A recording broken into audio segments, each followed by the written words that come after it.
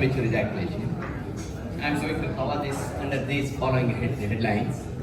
The introduction, definition, incidence, causes, practice, investigations, treatment, side effects, and conclusion. So definition, most of you know, and it has been discussed in length about whether it is 10 strokes, 20 strokes, 30 strokes, 1 minute, 2 to 3 minutes, or 5 minutes, or satisfaction of the partner, or satisfaction, that is satisfaction of the male partner or the female partner, or both are satisfied. So many definitions are there.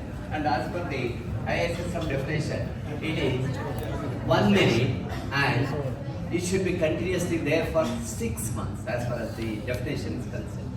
But in the private sector, most of the patients when they come, it is their satisfaction which counts rather than these technical definitions.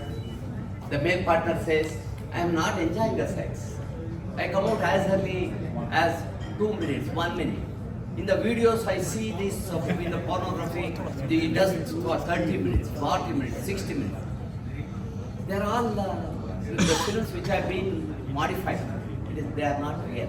So what has happened is, looking into those pornographic films, movies, now the couple think that, oh, one has to do for 10 minutes, 20 minutes, 30 minutes. They are all imagined. So the standard definition is 1 minute, but as far as the practical definition is concerned, it is 3 to 5. Because hardly with 1 minute, the female partner will not get the orgasm because she is not yet prepared. She has not yet become wet. And the male partner ejaculates and gets out of the bed. What she will do? She has to again put her finger or go for a dildo and get it ejaculated for herself. So 3 to 5 minutes in the practical sense, but 1 minute as far as the definition goes. And criteria for definition. Partner factor, whether it is with the same partner or with the different partners. Relationship factor, whether there is any interpersonal relationship problem. Individual vulnerability. Cultural, religious factors. Some religions, they don't allow them to have good intercourse at all. Medical factors, is there any medical condition which is preventing them to have sex properly and making the male partner to ejaculate earlier? So these are the criteria which we have to keep it in mind before coming to the diagnosis of the premature ejaculation. If there are any such factors, they have to be ruled out before you label them as having the premature ejaculation. Coming to sexual response cycle, all of you are very, very familiar with this, and I need not go into the details except telling that in the normal human response cycle, the phase 1, 2 and 3, phase 1 and 2, they are 1 to 5 minutes. In the premature ejaculation person, the normal sexual response is abnormal. That is, he is ejaculating within 60 seconds, probably within about 30 strokes. So usually they calculate the strokes, not the timer. Because if they keep the timer, then they will be looking at the timer and they will forget about doing the sex. So it is strokes we usually have in the practice. And types, you know very well, I don't want to go into the details. It is lifelong, acquired, situational, subjective and variable. The incidence, about 30 to 40% of the men are not satisfied with their own sexual activity and they say that they are coming out soon. They are unable to satisfy themselves.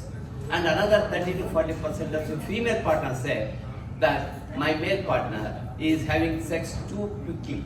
He ejaculates even before I become wet and I am unable to reach the orgasm. So about 30 to 40% of the couple have this problem, and that's a huge number. And in the practical aspect, in the to tell that in the private sector, it's a huge market. It's a multi-billion market. Because 30 to 40% of the entire couple is having this problem. Which other disease has got such a big market? So try to encash upon this one. It's a huge market. And causes of premature ejaculations. Hormonal causes, emotional factors, negative feeling about the opposite partner, and ED. ED is one of the factors for premature ejaculation. Why?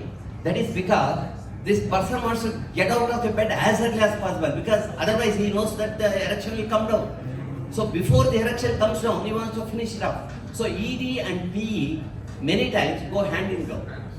Many times it is very difficult to diagnose whether a person has got ED or PE. They coexist each other. Or, in other words, they are comorbid. Psychological causes. Early negative experiences about the sex, emotional factors, guilt feeling, negative feeling about the idea of sex, sexual abuse, especially in the childhood, poor body image. The person himself feels that his penis is too small.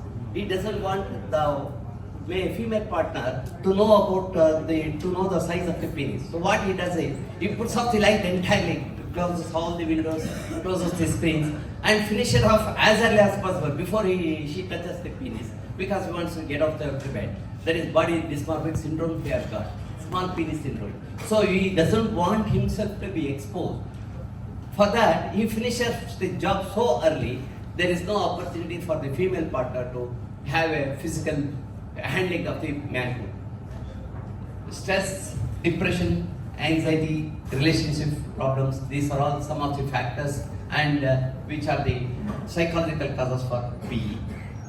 There are several biological causes. Many of them they are treatable. Some of them are abnormal hormone levels, low testosterone, abnormal levels of neurotransmitters, dopamine is left, inflammation and infections of the prostate and of the urethra, because there will be irritation. When there is balanitis, when there is ballonopastitis, when there is urethritis, when there is prostatitis, what happens is the burning sensation will start as soon as the sexual activity occurs. As soon as there is erection, the pupils is so much inflamed, it starts burning and there will be pain. So he wants to get out of this situation as early as possible. The best way is to ejaculate and complete the job. So he wants to get out of this situation by ejaculating as early as possible. And there are some inherited traits, genetic causes. It runs in the families, it runs in the generations. They say, my father had PE, he used to say, my grandfather also, it seems he had like that. So there are certain genetic traits also.